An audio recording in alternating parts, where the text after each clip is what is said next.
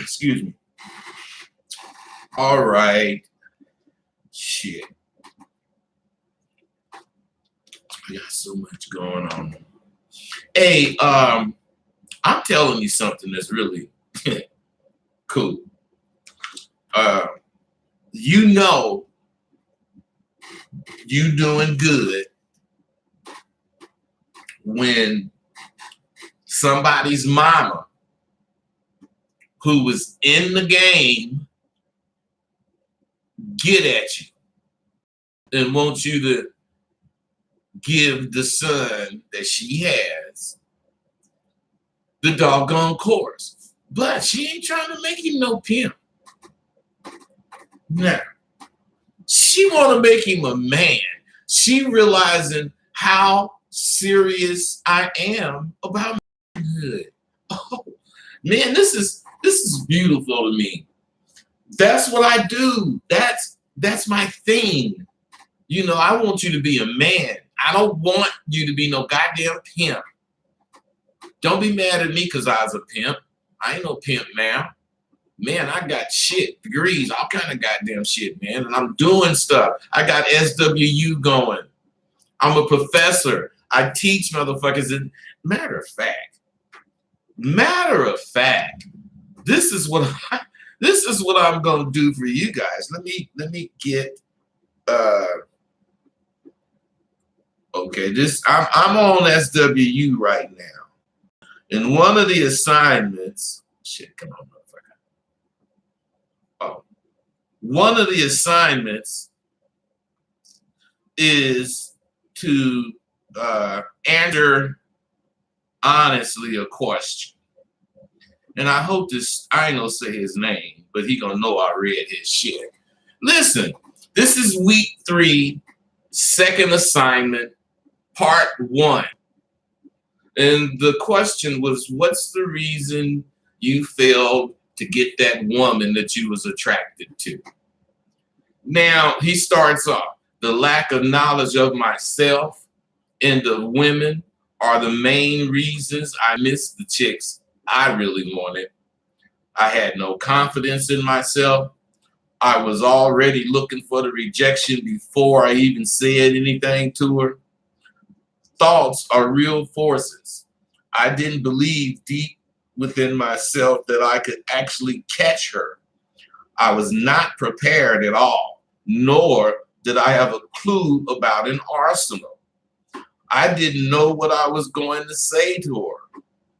All of these negative things combined pulling on my unconscious mind. Wait a minute. All of these negative things combined pulling on my unconscious mind just completely folded my conscious mind. And this negative energy manifested itself in every part of my conversation. Immediately when she sees that insecure body language and hear the tone in my voice along with the weak stuff I was saying, it's a turnoff for any woman. I had no knowledge of myself or what it truly meant to be confident. The more I missed, the more insecure I became concerning women. Part 2, how well I feel I've improved or not. Because see, I ain't no jive motherfucker. You don't just give me improvements. If you haven't improved, I want to hear it. So here's this part 2. I have drastically improved in regards to dealing with women. I now have a belief system. I am way more educated than I was before. I now have principles that I stand on. I have always had some level of integrity, but now I have more knowledge. Wait a minute. But now that I have more knowledge, I've taken my integrity to another level. I value myself as a man. I realize that most dudes don't have this type of knowledge. 9 out of 10 are not thinking the way I'm thinking, which set guys like me apart from the average dude interacting with women. My confidence is on a whole nother level now that I've learned about this new way of thinking. I do everything expecting that someone somewhere is watching me. Come out, motherfucker. My body language exhibits confidence. I hold my head high and make direct eye contact with whomever I'm speaking with. Man, I've adapted the philosophy ABPs into everything I think and do. I don't just talk, but with every word that comes out of my mouth, I have deadly intentions. Goddamn, this motherfucker. I have developed an arsenal and understand the system now. All of this comes together as positive energy when I'm approaching or interacting with women. I believe I can catch any woman I talk to. And this confidence is oozing out of me as I talk to a woman, which is a complete turn on for her. Ha! Me knowing what I knew then and me knowing what I know now, I'd say I came a long way. Come on, man. Hey, you don't have to believe me. Fuck you. I don't give a fuck if you believe me. I wrote that. Yeah, okay. Say that. I don't care. What I care about is that shit is dope coming from one of my motherfucking students. This is what he got since he got in SWU. Yeah, you can talk whatever shit you want to talk. This is proof. Now, if you have time, motherfucker, I'm not bullshitting. This is dope. Assignment 2, week 3. I admit that before I got the course, I had no idea on how to really catch a woman. I was somewhat confident, but always knew in my heart that I was nowhere near the confident level of an alpha man that I desired. Hesitation was my worst enemy. I failed many times while attempting to catch, but my biggest mistake was not taking the time out to actually learn from what I was doing wrong and correcting it. Somehow, I was just getting lucky every now and then. There has been times where I wanted to speak to a woman and had the perfect opportunity to approach, but I did nothing but make up excuses in my mind and lie to myself. I now accept that I was scared. Fast forward. Now that I have got the course, it has taught me to be honest with myself. This has helped me to realize and eliminate negative thoughts by using the weeding your garden technique. Not only am I eliminating self-defeating thoughts when approaching women, I also have a plan.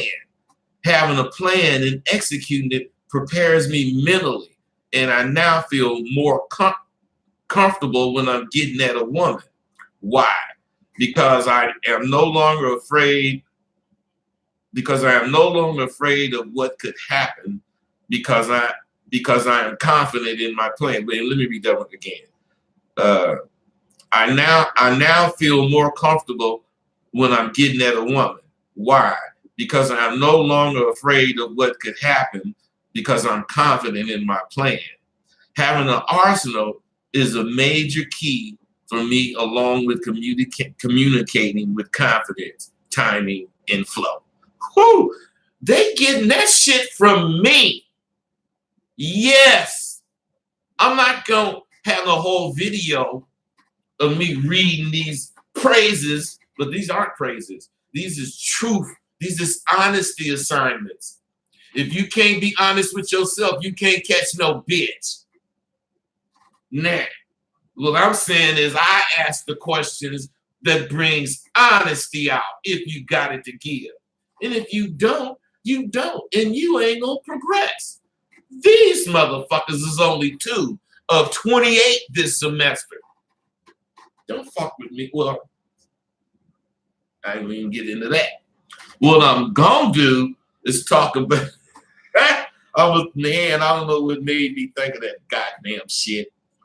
Oh, what I'm finna talk about tonight. I mean, not tonight, right now, which is the natural order. The natural order of things. Back to the future. Now watch. Now I'll be talking about a lot of shit. It might take me a little longer, but you got to stay with me because I have a complete scenario to give you right now. So I'm going to start off talking about fucking kids and all this ruckus about raising kids. Now, I'm 65 years old. All you guys know that. All you guys know I'm 65 years old, but I'm going to tell you the truth. I can't remember one time. I really can't remember one time me playing with my parents. I can't. I can't even remember them saying, I love you. Now, I'm sure when we was little, little babies, up to 3 or 4, moms and pops probably say, I love you, give us kisses and all that damn shit. But, well, maybe not from Pops. Pops might have stopped when we got matter of fact, Pops probably didn't even hold us. He never did like holding babies. So he probably didn't hold us. But anyway, this shit I just said, see, if I was in therapy and I was had some kind of major issue, that fucking therapist would ask me all that shit, and I answer truthfully, and that therapist would blame everything I said. That's for the reason I'm this, whatever I did. And she would make you guys believe it. I'm sure if you really take what I just said, you wouldn't think a person would turn out like me. You would think a person would turn out like, the Hillside Strangler or somebody. So what I'm finna talk about is deep. And I want you to listen. Some of you motherfuckers have kids. Shit.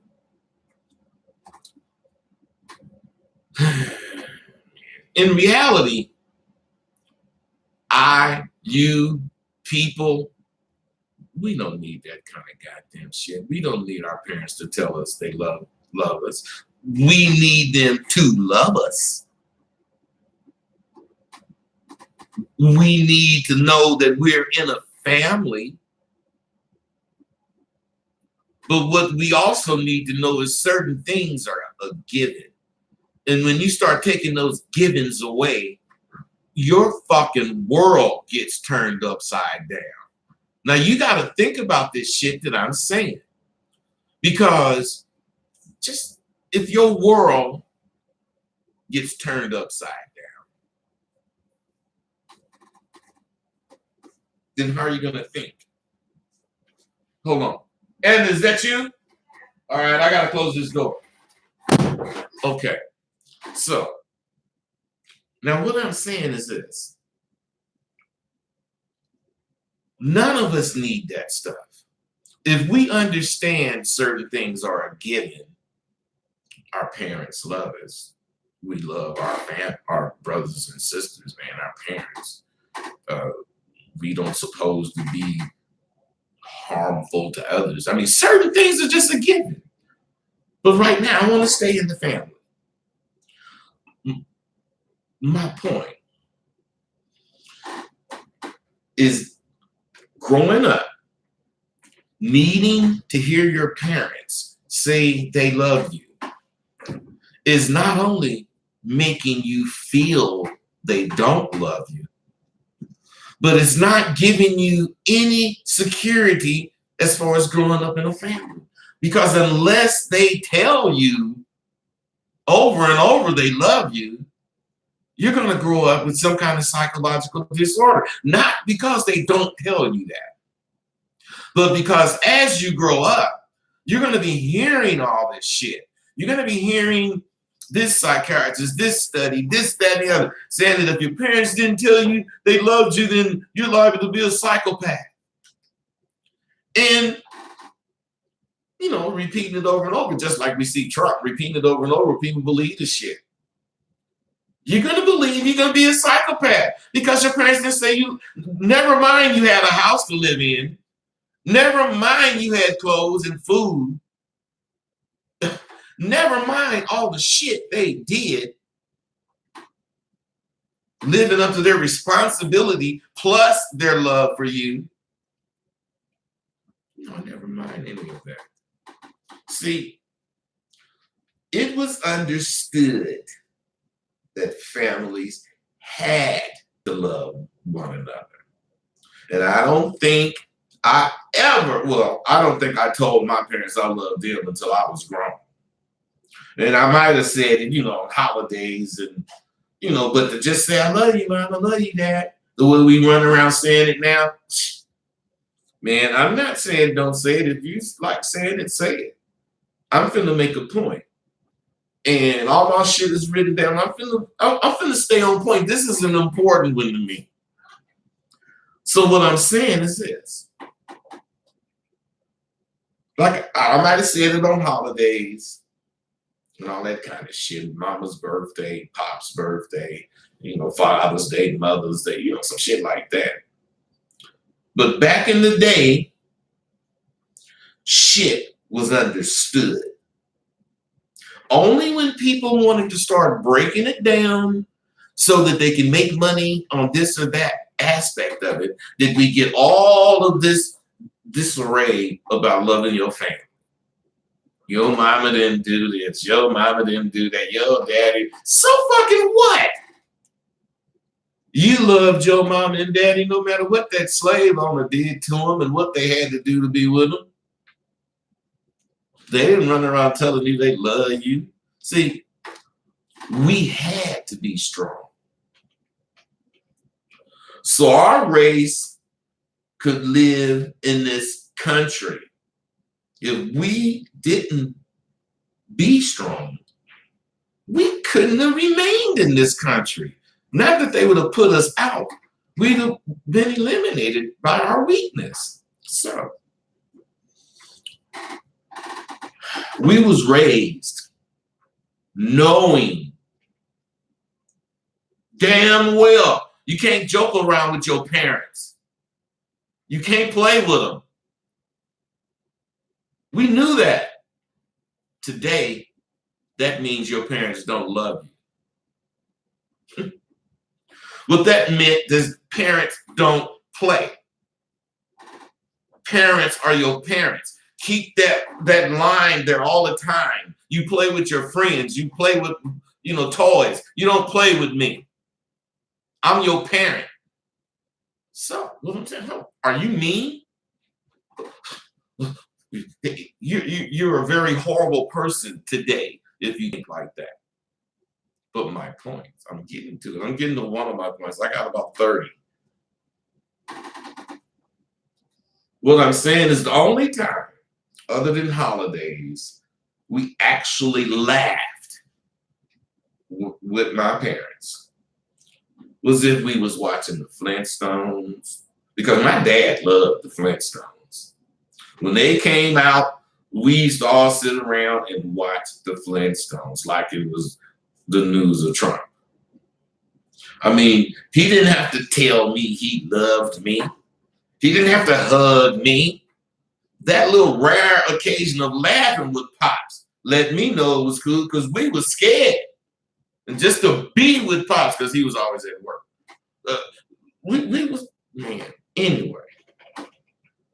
What I'm really saying is I can always remember my Pops saying to my sister, not sister, sisters, come here, girl. Come here and hug my neck. And they would grab him by his neck and he would say, ah. But he wouldn't say he loved him.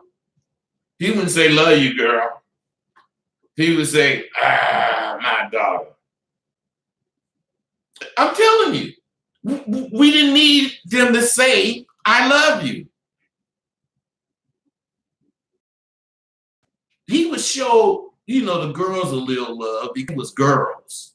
But for us, there was a distinct difference. You can't be soft on no boys. You can't be understanding why he crying because you scraped his knee. All of us was totally scared of my motherfucking father because he would, for lack of better words, beat the shit out of us. If a motherfucker didn't do what the fuck he was saying, he ain't speaking about it twice. Period. Do it or get your ass whooped. It's either or get out. It's three things. Get your ass whooped or get your fucking ass out. He didn't talk like that.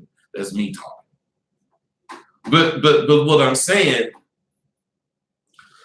if you didn't represent the Dixons the way he thought the Dixons were supposed to be represented, oh, you was getting a whooping.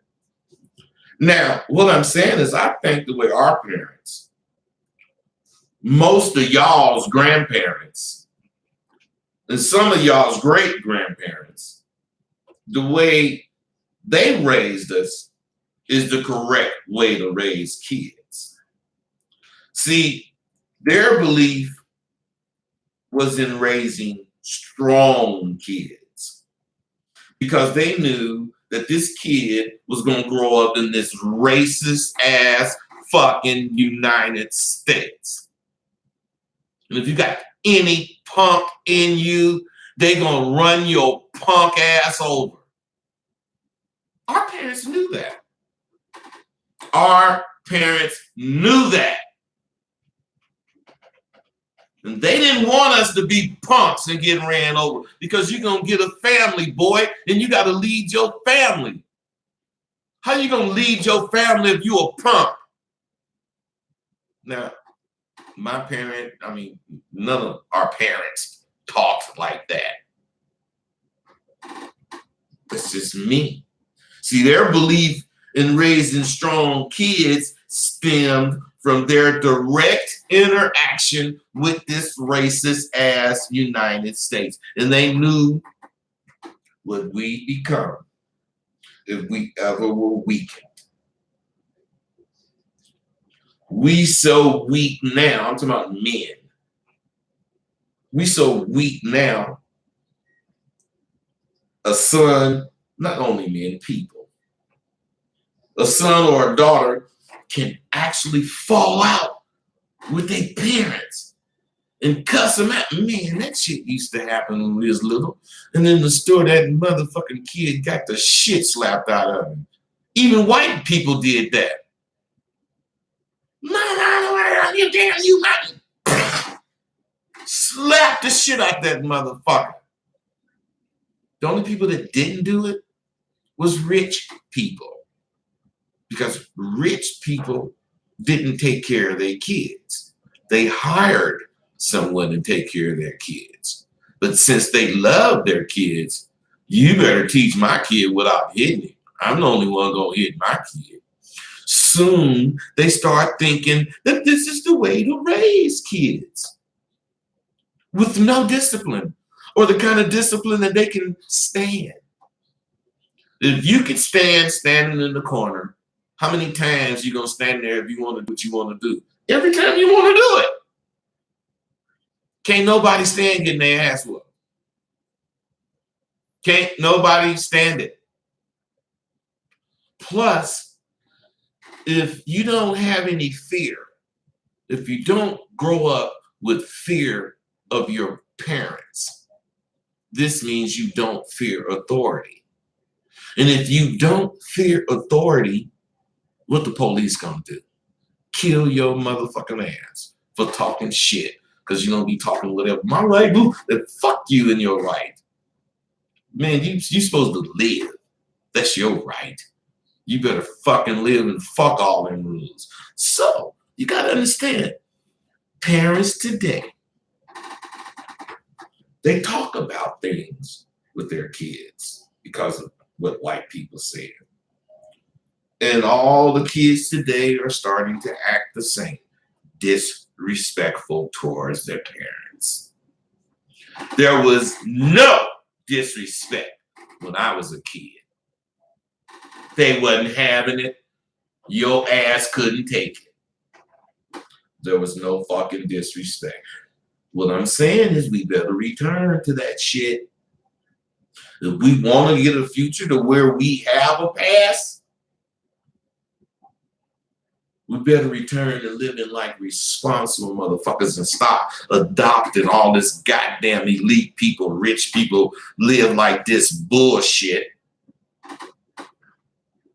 The more you fucking adopt that shit, the more we see our kids acting like they do. And who's responsible for me? But acting like I do. I'm gonna tell you. Now my parents are dead, both of them. But of all the goddamn angels, there's only one who I'm talking about. I used to judge this stuff because I used to hate Christianity. My mama was so fucking Christian. I hated it. It was only one person who was Christian enough to actually, in my mind, sit at the side of God and finish serving him. Now, there was only one person in my life who never wavered. Never. I don't give a damn what it was. Never fucking wavered in her belief. I'm telling you, my mother believed so much in God's power that when they told her she had cancer, I hope I can get through this because anyway, when they told her she had cancer, they told her she had 6 months. She came home and told us that, and we just, oh man. She said, y'all better sit down and quit talking like that. They don't know when I'm gonna die. Only the Lord knows when I'm gonna die. But Mama, you gotta take the chemo. I'm not taking nothing. If it's time for me to go, I'm ready. Because I'm telling you, she was straight Christian. And she believed when she died, she going to heaven. She going home. Man. I gotta compose myself, fellas, but this is true. She said it many times. I'm a tree standing by the water. I shall not be moved. She used to say that. She used to say, I'm on my way to heaven, and I shall not be moved. I'm telling you, you know how you got to give 10% tithes to the church? My mother, she didn't have no job, no formal education, but it was about hustling. She did cookie sales, dinner sales, baked all kind of shit. She did quilts. She did rummage sales. And I'm telling you the truth. Sometimes, I'm talking about, this is when I was a teen. Sometimes she'd do it for a weekend and make like $3,000. And she would keep $300 and give the rest to the church. The more I saw that, the more I hated church. Because I was like a cash register. I used to always go with her because, you don't want them to have moms. And, plus I just went with her. And I was always, she would handle the money, but I would do the cash. And, I would, whatever. Any fucking way. I'm telling you. What I'm saying is, she just was a fanatic. Not about, well, it was about God, but what I'm saying is, if she believed it, it was real. And I'm like that. I'm like that. But what I'm saying, she gone. And I could do this because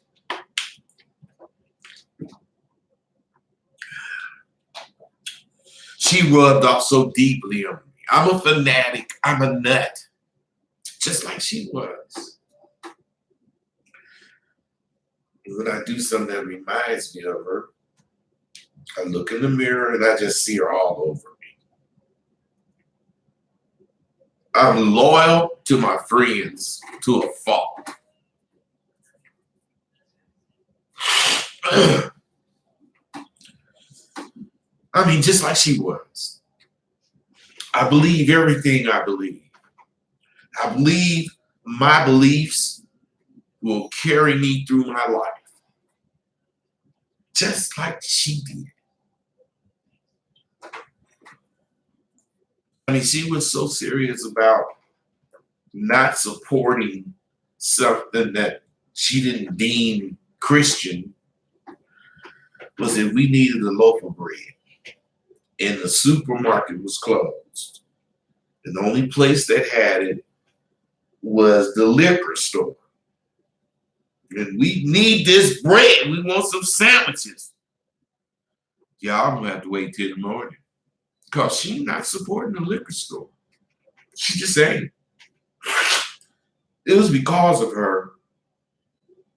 I'm gonna try to pass this up right now, but it was because of her. I am the lion of a man that I am.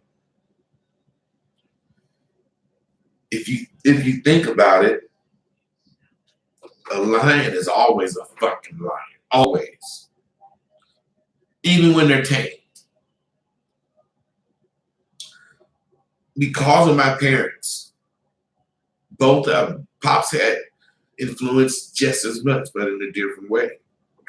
But because of my parents, I'm like a lion, and I'm that way all the time.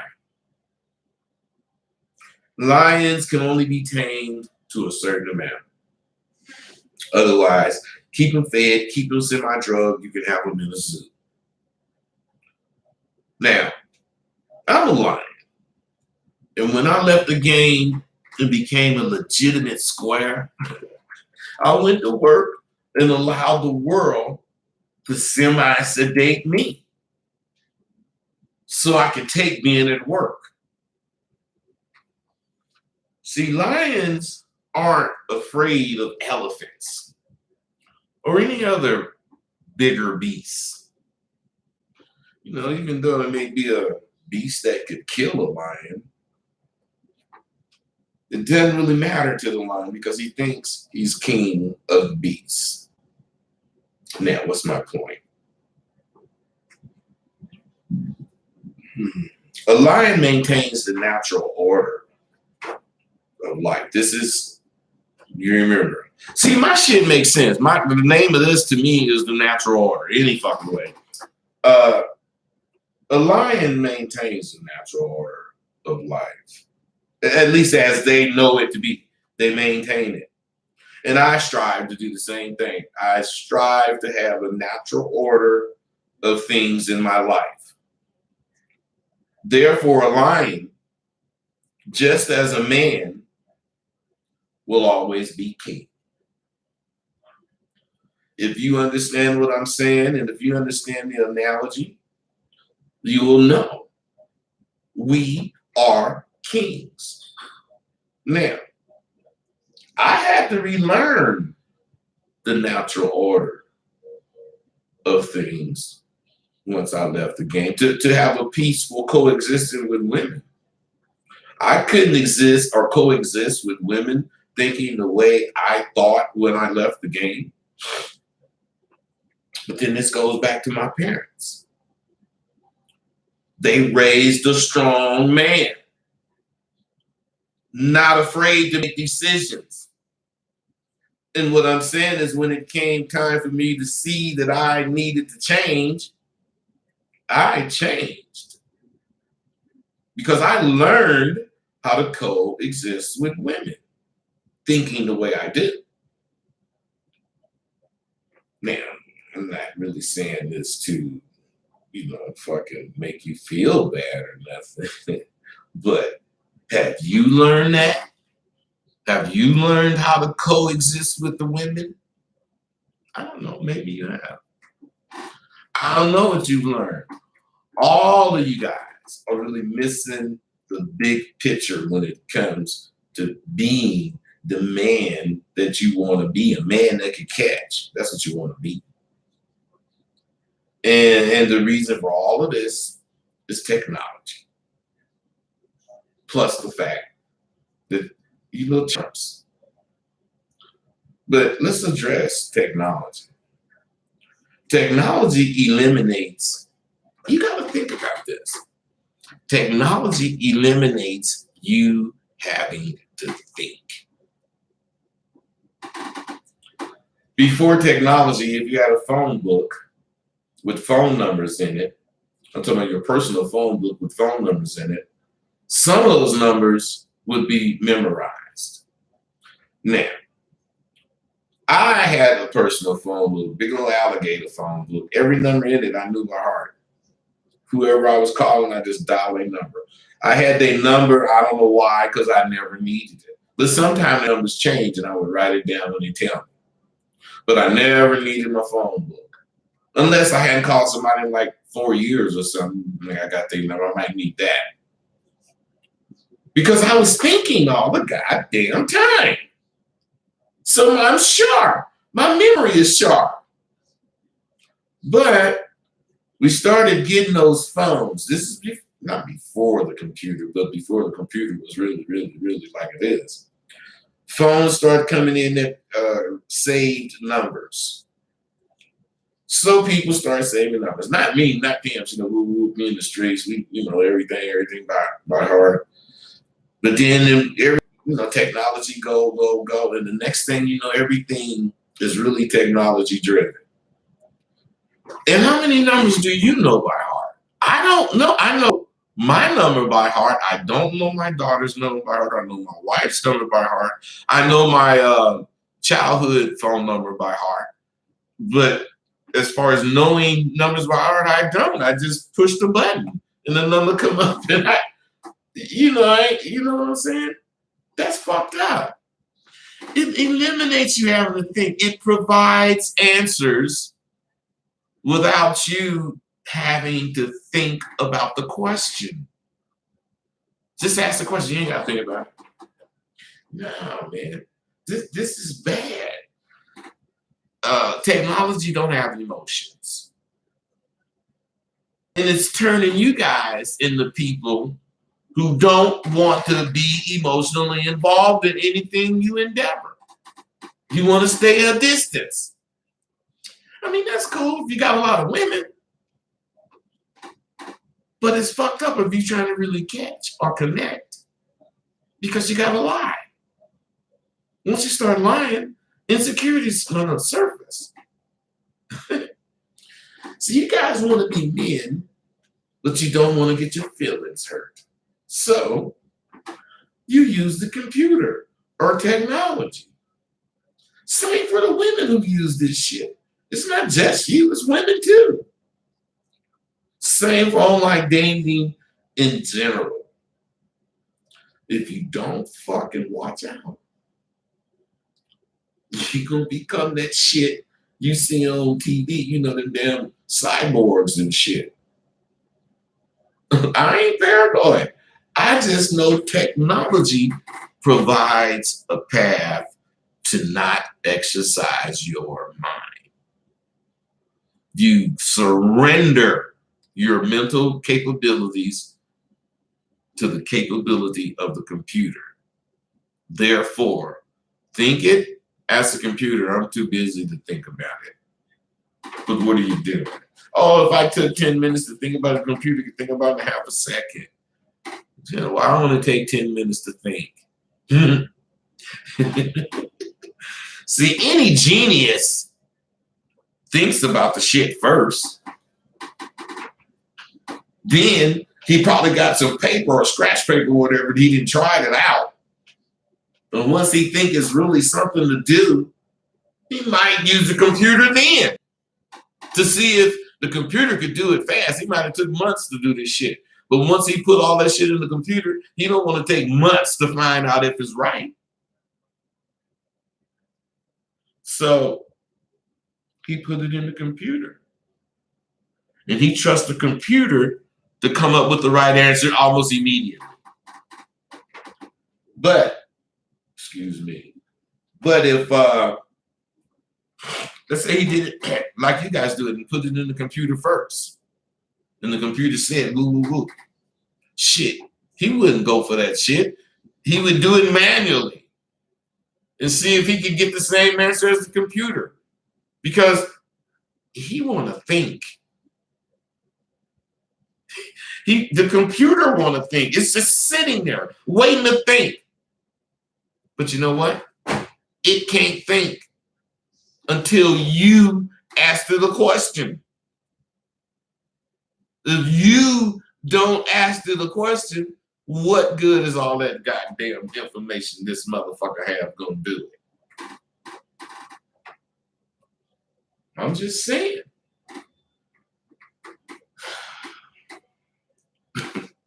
Dudes today just put shit in the computer without thinking about it. And that's just not cool.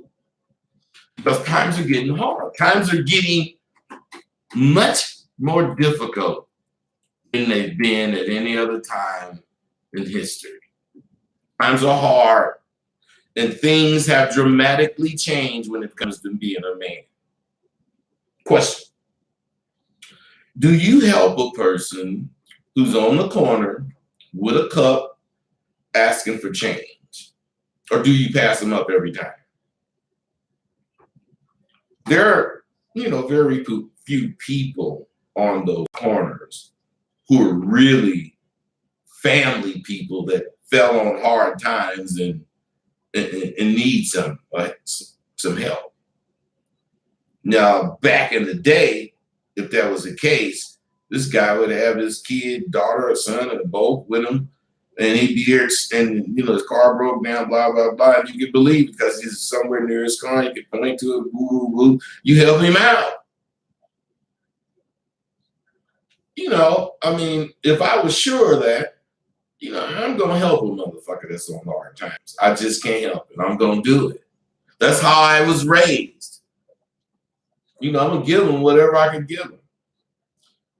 Most, if not all, the motherfuckers I see on the corners today are hustling for whatever their vice is. Now, I'm not mad at them for that, because remember, I asked you, do you help them? I've seen the ones hustlers. I've seen them start bringing their kids. They'll have signs, whatever want to eat. You look right by, look at the kid, you look like you're saying fuck the kid. Nah, man, but what they're actually doing, those hustlers, I'm driving cross country and something happened to me I didn't expect, and my car break, and I got my daughter with me. I can't stay on the road, so I started trying to bum. Me and my daughter broke down, woo, woo, woo. The hustlers are fucking up for me, because the person that normally would help me now got to think 2 or 3 times. Do they want to help this motherfucker that's hustling dope? All this shit is going on. I'm saying like this. At one time, I wouldn't even think about it. Fuck you. Because I believe if you can stand there for X amount of hours begging, you can be in McDonald's. You can be somewhere working. Then I decided to help the ones that looked at some kind of way that I thought I could help. And then I did that. And I went wherever I was going, and then I came back the same way. And I saw this motherfucker, because I was in LA, matter of fact. And I saw this motherfucker buying a rock. Now I pull up to the motherfuckers and I try not to look at them. I really do. I try not to look at them. I don't know which way to go, help them or not. I'm leaning towards not. Now, these are just like the internet people that I speak of. They hear something, look it up and do it. I'm telling you, these motherfuckers that want drugs found out that children help their, takes.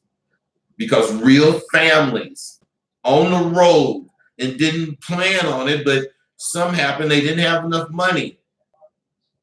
They could stand on the corner and people would help them because,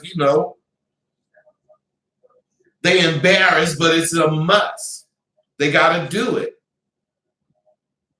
Now, each time you give one of them vice-having, hustling, motherfucking, panhandling motherfuckers standing on the corner, you give them $1, because I do. Are you helping them? I mean, that's what I'm really asking. Are you helping them? If you really want to help families, like I do, these motherfuckers are, for whatever one reason or another, they're distressed. I think you should find a better way than to just, enable motherfuckers. Because that's all you're doing with the people on the corner. Believe it or not, what I'm telling you about these homeless people, that's a major motivation for me. It's been one in my life. Seeing the people on the corner like that and shit, it make me think that shit could be me. That shit could be me.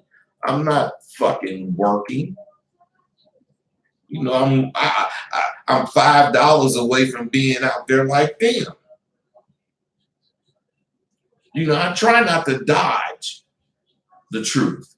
Any of the frightening things in life that it has to offer me, I try not to dodge it. And I accept thinking that I could be on that fucking corner asking for a quarter.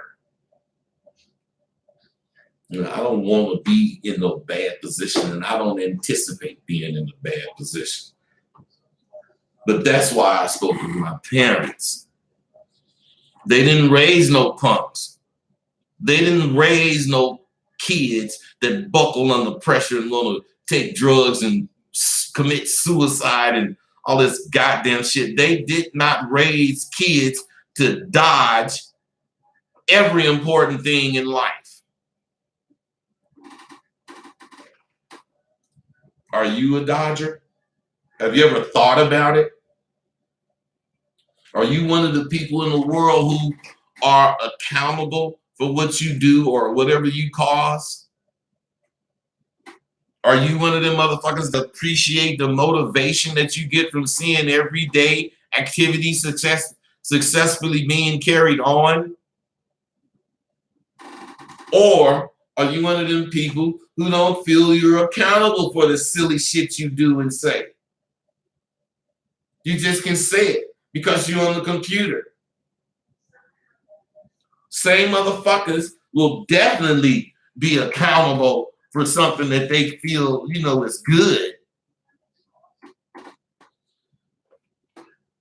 A lot of people grow up to be dodgers because they didn't have parents that had principles.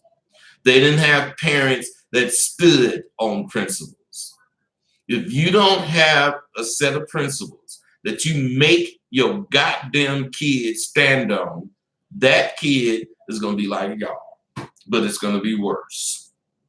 I'm real. I keep telling you guys, every fucking thing I talk about, I believe it to the core because I lived it. I did. I lived it. I used to be a dude that dodged everything. I used to dodge my father because, I never knew when I'd get caught doing dirt. And he definitely taught me that, this is a price to pay if you get caught.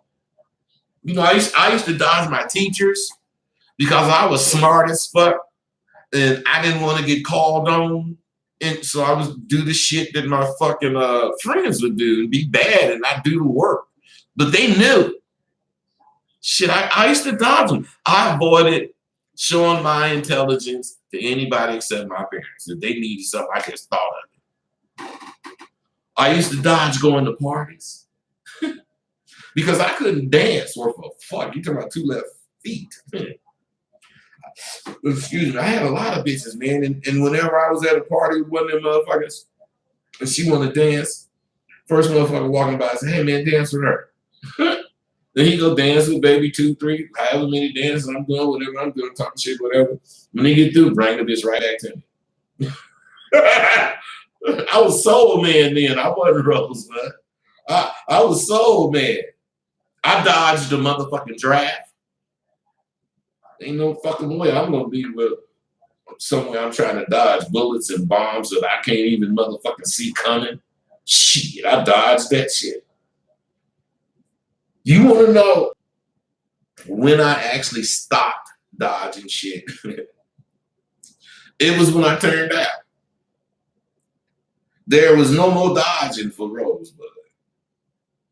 I was meeting shit head on, and if the shit wasn't strong enough, I was gonna run it fucking over for getting in my way.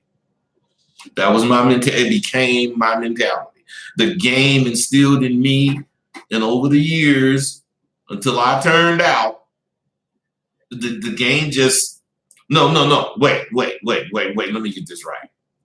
First of all, the game didn't instill anything in me until I learned the game. The game taught me, or should I say, forced me to accept. I had to accept that dodging wasn't shit, and it wasn't cool.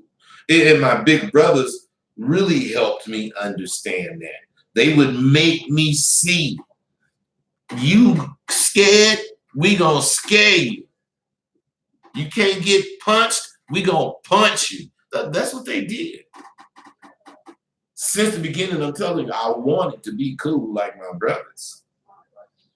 But it took me turning out to really accept that since then, I haven't been a dodger.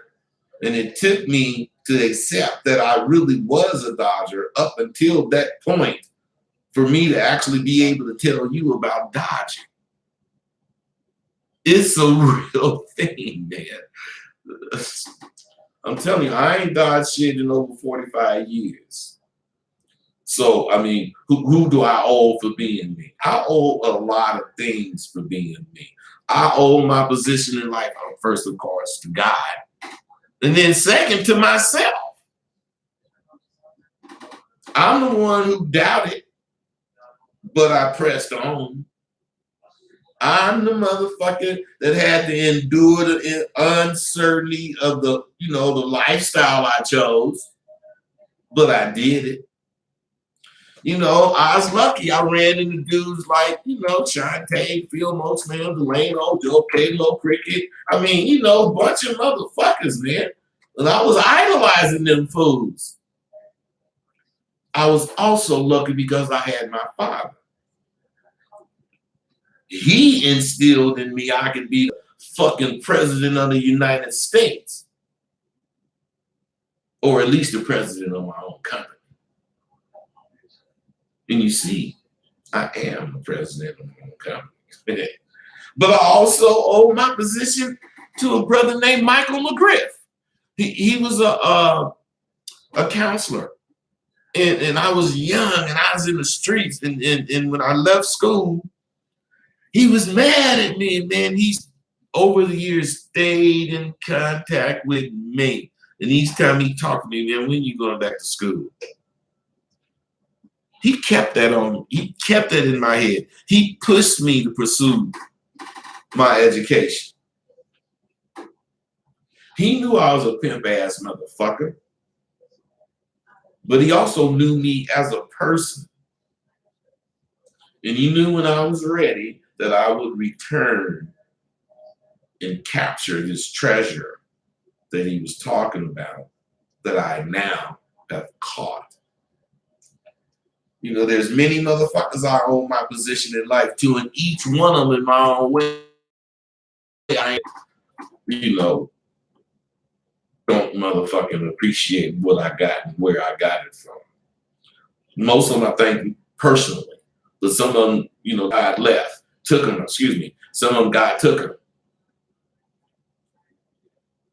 I didn't really realize what they meant to me until after they was gone. So I'm thanking them now if that's the case. I had motherfuckers that push me. I salute all kinds of goddamn shit with you guys. But I want, and then I'm gonna look at them questions.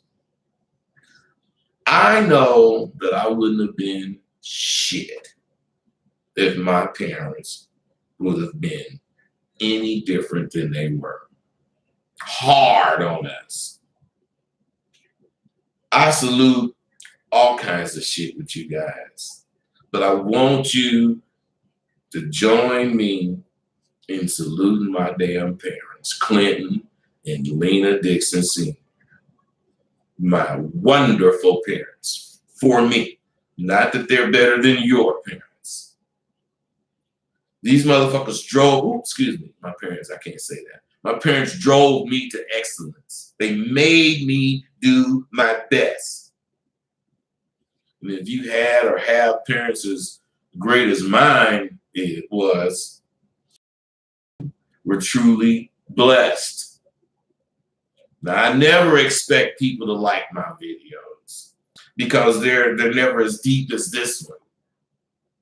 But if you will, if you understand the importance of parents, if you understand of returning to yesterday in order to have a future, I just want you to like what the fuck I'm saying on this video. Because I'm real. Man, let's see. Let's see what you got. You guys talk so much shit, man. I might not even have nobody on here. I might have been talking to myself. Oh, let's see. It's not that many people on there, so shit, man. I ain't really. Thanks for the value. Keep y'all here, you know that. Jordan, what's up? What you're saying, technology makes me mental. Yeah, man. Hey, bro, that's exactly what I'm saying. Technology make your mental process lazy as fuck. Whatever, man. Somebody tell me they got dope for me. All right. I don't have that many questions, so you know what, man? I'm gonna be out. Y'all be cool.